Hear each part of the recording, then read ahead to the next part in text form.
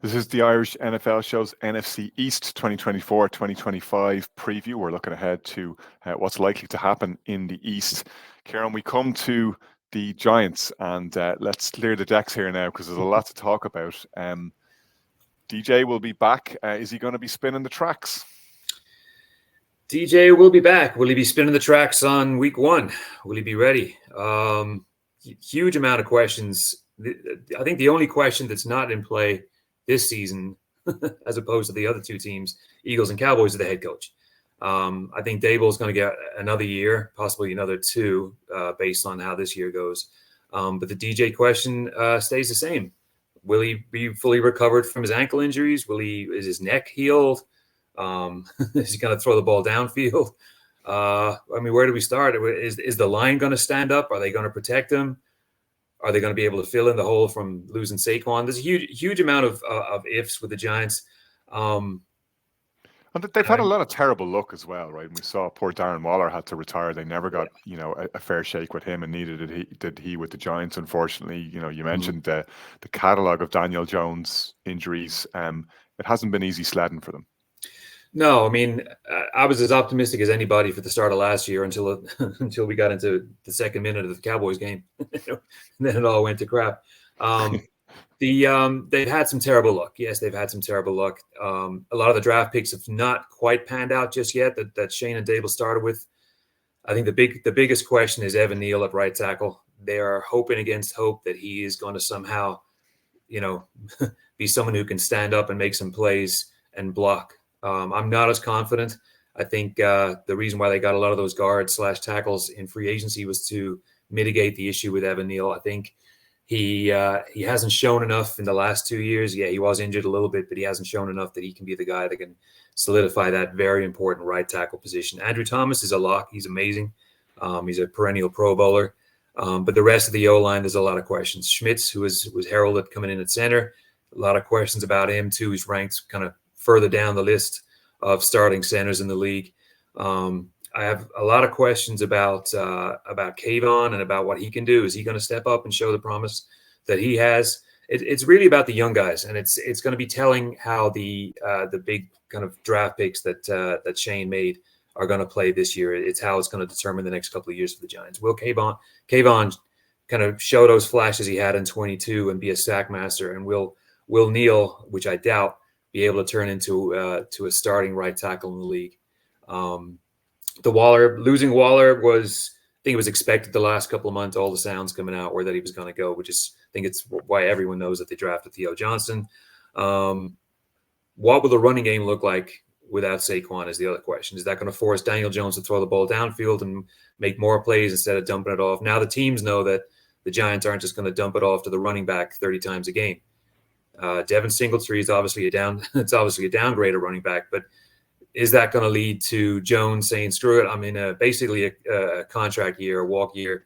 I'm just going to leave it all out there. And it can be a win-win for the Giants. If he goes out there, balls, and stays healthy, he can go pick up a big contract with another team. Or if he doesn't hold up to standards, the Giants can go with the backup, or they can, as probably expected, win or lose, will cut him by the end of 24.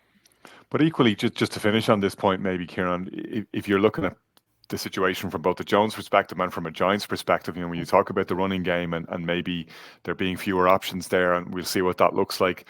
I don't know if Daniel Jones is going to be too happy to be tucking the ball under his arm and taking off with reckless abandon. And I doubt the Giants are going to want to put him in that situation either, right? Exactly, which is why they're going to, that's why they have Malik Neighbors out there. We'll bring Neighbors into the conversation. I'm very optimistic, very high in this guy that he can turn into a wide receiver one, comparable to Jamar Chase, to Justin Jefferson, to players like that. Everything that I've seen from his college days with LSU, just an absolute unit. Not physically imposing, but just like Jefferson and Chase, incredible hands, just able to contort the body around and make plays with one hand, or, kind of OBJ-like. And it's something the Giants have been screaming out for ever since OBJ, a wide receiver one who can bring the excitement back. And that's going to give Jones the opportunity to throw it downfield. Jalen Hyatt last year, it was Jalen Hyatt, maybe Waller when he was healthy on the field.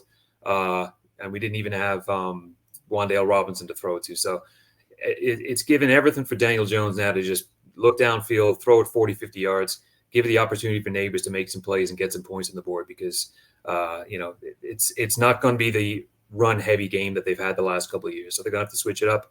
Teams are going to know that. So, they're going to have to adjust accordingly. But I'm optimistic on Neighbors.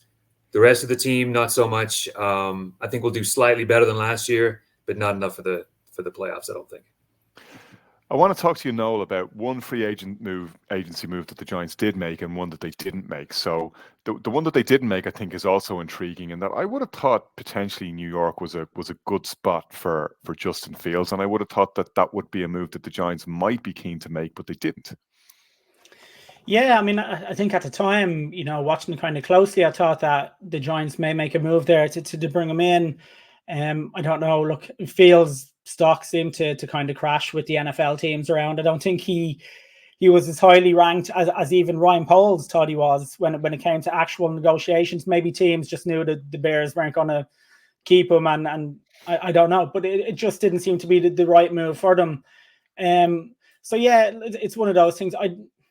I think it would be a tough season for him there anyway. I know Kieran was saying that he thinks the Giants may be slightly better. I think they're probably in around the same or a little worse to where they were last season. I think Neighbors obviously would make a great target for a quarterback coming in, but Barkley could be a big loss. I think the O-line, John Runyon's a good signing in there if he can stay fit and play. But yeah, I don't know if Justin Fields makes a massive difference to this team in terms of if they were to bring him in over Daniel Jones, obviously allowing for Jones' health and how he actually comes back from the injury. The move they did make then, obviously, is Brian Burns, who is a difference maker. Absolutely. I think he's an excellent player. I think Carolina have lost so many good players over the last number of years. It's amazing to think the players that they actually had there. But I think Burns is another one who obviously just didn't fit in with the Carolina timeline, and they decided to kind of cash in. I think they could have got more from him a year before. They decided not to, and that's kind of backfired. But I think if he can come in there, Kieran talked about Thibodeau earlier on, maybe he can come in and work with him there, maybe help get a bit more from him and kind of cause problems for offensive lines and going forward. But I think he is a very good player who actually has a much higher ceiling that he can reach to. And I think over the next couple of years, you will see him really develop and become a top player at his position. Brian, Kieran led us off there by talking about Daboll and the sense that Daboll will probably get another year, even if this one doesn't necessarily go hugely promisingly. What's your view on the medium to long-term future there, though? He's one of those coaches who probably set a slightly unrealistically high bar for himself, unfortunately, by making the playoffs unexpectedly in year one. And sometimes that can be difficult, but there does seem to be patience shown there. I do get the sense from the Giants organization, unless you know better, that they're happy with their guy to a point. Yeah, I would slightly disagree with Kieran on this one. I actually think the long-term situation for them is very much on the track. And John Mara has been quick to fire coaches after 2 years, and obviously this is a different scenario now. And I think ultimately they held their own because they had that great opening season and made the playoffs. But I think not taking the quarterback, and it's strange me saying this, I agreed with them not taking the quarterback at the time, because I felt you take a quarterback, you're still going to have the same difficulties in which we've alluded to. Where's the quarterback going to go? Having that number one prominent receiver is probably more beneficial to any quarterback. And Malik Neighbors is a standout player in this draft, and obviously in the upcoming season. Like Jordan Addison last year had some off the chart numbers for the Vikings, and yeah, he had to take balls from Mullins and Joshua Dobbs for large parts of the season. So it's not against the realms of possibility the Giants have a bad season. And we still see shout out our mate. Our mate, we met him in Vegas, but there was difficulty there, and yet we still see really significant numbers from a rookie wide receiver. It's not against the realms of possibility.